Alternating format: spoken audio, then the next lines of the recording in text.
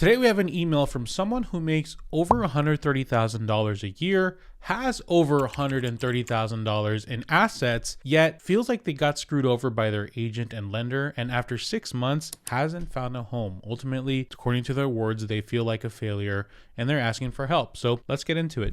Quick synopsis is this person is currently making about $130,000 of gross income, has no kids, and is currently renting a 2-bedroom apartment in a pretty good location, it looks like, for about $2,200 a month. They purchased a car in 2023, middle around that, for the $10,000 down payment, and they have about $42,000 left. So the truck payment's about $750, and their insurance is about $200 a month. Their current mid credit score is about 748, and once again, they have over, I don't want to give the exact numbers, but let's just say more money than they make a year in assets in their brokerage. So overall, it seems like it's a very well, solid, and prepared home buyer, at least when it comes to income. But let's find out what's going on here. They've been looking for a property for the last 6 months. Looks like they started at $550,000, but once they really started diving into the affordability, because remember, there's a difference between what you can afford and what you qualify for. He realized that they needed to stop the process and drop the pipe. Whoa, calm down there, Javier. Drop the price to $400 to $450 just so they can get where they afford. So awesome, very good pivot. It's a pivot that a realtor or lender won't make for you. So good thing for you adjusting that. So it looks like they have found 2 properties and they bidded on them and they won on one of them. Yoo-hoo, good news, right? Well, right before they signed the contract, which is I believe earlier this month, their broker told them, if we would lock the rate today, you'll get a 7% rate. He also said they can get you to 6.5% interest rate if they can get their credit score at least to 730. During their due diligence period, which your state might call the inspection period, they were provided with a quote, and that quote was 8% interest rate. This month, 2024, 8%. And that they even have to pay for points. They immediately had to drop from the contract since their total payment was close to $3,500, and it completely blew things out of the water. Too much obligations to our elder relatives abroad, and it really is unsafe for us to base on the calculations. Perfect. I just don't get why agents bidded for 14 days of mortgage contingency, knowing there is no way to get a good rate for this time frame. So this poor rates are to come on January 17th. We'll dive a little bit more into that. One more thing to mention is costs that buyers have to pay on closing and other fees, so closing costs. It was never fully disclosed to us by the agent. For example, I had to figure out by myself what the title insurance, the property taxes. This is a seller's market, so we're prepared to offer. It looks like they made an offer that was, they agreed to purchase the house as is. It looks like the floors were uneven, they were squeaky, a lot of things they had to fix on their own, but it looks like they were ready to do that. Lack of trust and information share is crucial for me, as it seems like I've learned more from your streams than my agent. Kind of silly and frustrating. I'm just wondering, us having the income and the assets that we have, it feels like we're poor and we're doing something wrong with our agent and credit broker. I feel miserable paying $25,000 on rent and failing to buy a house despite income being decent. For now, they've withdrawn, and they feel pity because the arrogant question they got from their broker is, are you really going to withdraw because of $150? Yes, those $150 are over the max amount we can afford, and it would be fine. And it looks like the 3,200 number is like the tight end of their spectrum, which is like 35% of their net income. I would probably put you even lower than that, to be honest with you. It says here it would be fine if it was on 2,700, but it's not. Yeah, so very, very interesting situation. Let's kind of dive deep into some of these topics, and maybe we can all together learn from this and see what's going on here. So first and foremost, let's address the elephant in the room, that interest rate. That interest rate is insane. I have no idea what happened there that they suddenly were only able to bump you at 8%. But here's the thing. This is good general advice for everybody. Well, I know half of my face just got dark like I'm a model. Sorry, I took the email down. Let me leave this up so that way I'm lit up. Or else I look like so orange, especially with this shirt makes me look nude. I'm not naked. I saw YouTube. Anyways, sorry, it's late.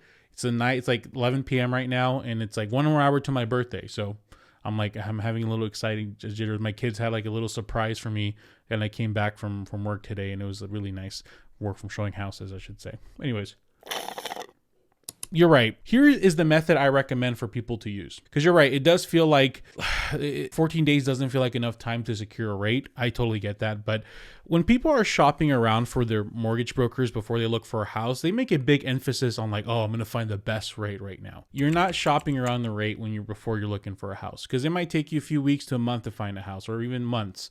So it's useless to investigate who has the better rate the day that you're pre-qualifying, because rates shift hourly. that rate's going to be completely different when you're under contract. What you're researching instead is what are the fees that the lender is charging you, and then they're going to try to tell you, oh gosh, we can't predict the title fees. No, I want to know the fees that the lender is charging you. A lot of times they change the name on that, so they'll call it lender fees or underwriter fees or credit application fees, all these other fees. Have a list of the fees that they are charging out of their loan. And instead of them sending you a giant fancy sheet of the breakdown, literally just, I care about the fees that they're charging. That's all you should ask. And then of course, the second thing you're investigating other than the fees are the vibes. What does the vibes mean? The vibes mean, are they answering their phone? Are they communicative? Are they talking like you're a human being, or are they talking down at you, right? So many things that you can verify. And of course, everybody's always laying it on a little thick when you're initially talking to them, but like, are they actually staying consistent with that? Are they following up with you? Are they checking in on you? And then this is really, really won you over. Like, do they actually want your business, or are you like a nuisance to him? So those are the two things that you're shopping for. And when you talk to a lender, when the pre-qualification phase, you get this information and you say, thank you. I'm going to talk to 2 or 3 other lenders, and I'm actually not going to make my decision right now. What I'm going to do is I'm going to get your pre-qualification, and I want it to be fully ready to go. When I find a house, I might call you to ask you for numbers. Hopefully you're available. But once we're under contract, I'm actually going to, within the first 2-3 days, I'm going to let all of the lenders know this is the property address. This is the price we're under contract, and I would like for you guys to give me your best numbers, the best interest rate, give me everything right now. And then you have them fight for your business. You might be surprised. The one that really cheap at first somehow is a lot cheap then. And that's the thing. Interest rates change daily. And not only that, but like, I used to work with this great lender that was always really cheap and really hardworking. But during the last year, suddenly so expensive. Like, I would send clients to them, and then they would come to me like, yeah, they were really expensive. And I found another lender that was way cheaper. And I'm just like, what the heck, man? Like, so and it turns out that the reason why they weren't as cheap is because the management decided to just have a little more cost on their loans, right? Because they're not getting as much loans anymore, so they had to raise the fees or who knows what. These are things that you won't really know until A, they know that they don't have your business, so they have to fight for it, and B, you don't make a full decision until you're under contract. If all 3 of them suck, you have to make sure to do it within the first 2 to 3 days, obviously, and then you get them to give you the best number. You don't need that much time. They already have their credit pooled. They already have all their stuff in pooled. It shouldn't take you that much time to at least get an idea. And if you're in a similar situation where you find out that, holy crap, something's going on, all 3 of these people are telling me something,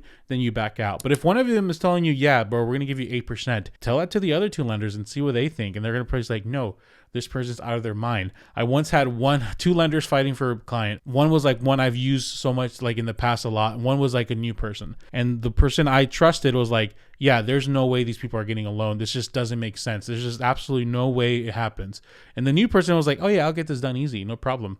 And I was like telling them like, oh my gosh, like I really don't trust this. Like my person that I trust is saying it can't work. Well, guess what? They went with the person that said they can make it happen, and they got the house. There's just so many things that you won't really know, and that's okay. It's okay not to know. Honestly, everyone's just pretending they know what's going on, but the best thing you can do is that method I just showed you. So anyways, back to the issue at hand.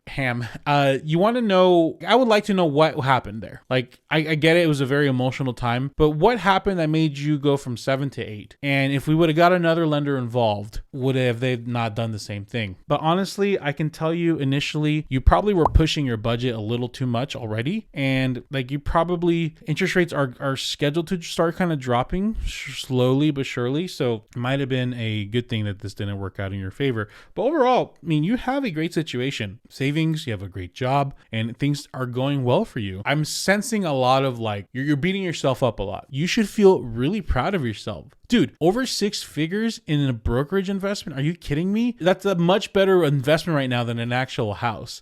As a matter of fact, you can continue to grow that, and whatever mortgage that you were going to pay, continue to grow that. That would be, in 5 to 10 years, is going to be way more impressive than actually owning your own house. So if there's friends or family members on your corner making you feel like crap because you did not become a homeowner, bro, pull out that freaking brokerage sheet and say, let me see yours, right? I get it. To own your house, it's the ultimate goal for a lot of people. It's like a sense of like thing. But let me tell you something, guys. The American dream is dead. The American dream was sold to us was that to own your own piece of property in the United States of America is one of the best things you can do. It's the dream. But in reality, nowadays, it's really a mortgage. It's just a big giant mortgage. And although it's not as accessible anymore, it just takes a lot more work to get there. And It's great to have if you want to set roots in a community, in a neighborhood, but it shouldn't be the ultimate goal for a lot of us. It should be just one step on the path, one step of eventually having your home loan free and clear, having multiple lines of investment. If you were to die today, your friends and family members are taken care of because of the things you've set up. And trust me, having a house isn't going to completely just like make things amazingly great for you. So, oh, there's a Discord message. I just want to take a step back and acknowledge you're doing really great. You're doing awesome. Yes, it didn't work out, but you trusted your instincts and you trusted your gut and you got yourself out of a situation that would have been really terrible. And your future version of yourself would have been really struggling. Dude, good for you. Regarding the agent, I feel like you're frustrated over the situation. I get that. Not many agents will just tell you these are the closing costs you should expect. A lot of them are going to give you a range. Hey, you need about 2 to 3%. So you shouldn't harp on your agent for like, oh, why didn't you give me an exact list of what the closing costs are? However, I do think I'm going to take a wild guess that the lender is associated with the agent. I think your agent should have probably had you do some shopping around with the lender. You should have at least encouraged you to do that. Fortunately, we used to live in a time where we could just hire an agent or hire a lender, and if you like and trust them, that's all you needed. Nowadays, you have to be defensive about everything you do, including your agent. Even the people that hired me for buying a house here in Phoenix, I say, hey, if you want to go talk to 1 or 2 agents just to see if I'm a real deal, go ahead and do that. I'll recommend you a lender, but I highly recommend you go shop it around 2 or 3 people. Like they need to welcome the competition. So we live in that age. It's just how we are. Like, information is valid. If I'm going to take my dog to a groomer, I want to look up reviews and make sure they're actually legit. I'm actually going to call and see what the customer service is like. I want to see some social media posts, right?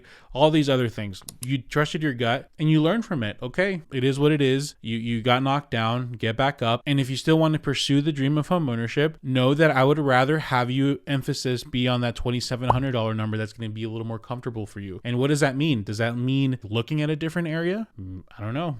Does it mean waiting and seeing, we're just kind of building that savings up more and see what happens? I'm not sure, but patience is key here. A lot of times people get so frustrated because if I would have just bought in 2020, if I would have just bought in 2015, we can keep doing that. If I would have ate like 50 tacos last month, I probably wouldn't have gained so much weight. But when am I going to just continue to be frustrated and sad about it? Or am I going to wake up early and go on that Peloton and have Cody Riggs give me pop references while I bike my chunkiness away? We can make decisions now to kind of slowly get ourselves out of whatever it is. Great. You're doing amazing. You trusted your gut. And even with your inexperience, you got yourself out of a really tough situation. And that's deserving of respect, my friend. So I'm sure people in the comment section will give you their opinion as well. But that's the time. If you guys ever have any email, I'm down to do email advice videos like this. I love doing them. They're a lot more casual for me. I love to just hear your guys' situations. If you guys have any questions, my email is contact@javiervidana.com. You can also join the Discord to join the best real estate community, the Home Goal Homies. And of course, all my contact info and all the